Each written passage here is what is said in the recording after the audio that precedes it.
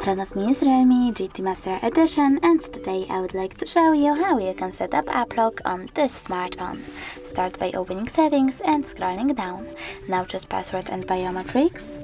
Select set privacy password over here, tap on use a different password type. Come on. And pick one of those options to lock your apps. I will go with pattern. Then you need to enter your login method and repeat it. After that, answer this security question over here or tap on it and select one of those. But you can also click on it, select custom question and create your own. Save it by clicking on this icon in the pop-up. Over here, this one at the top right corner, and remember to uninstall it below. Then click at the top right corner over here and tap on App Lock. Finally, you can select apps that you wish to lock by tapping on the switchers next to the chosen ones. I will go with DevCheck.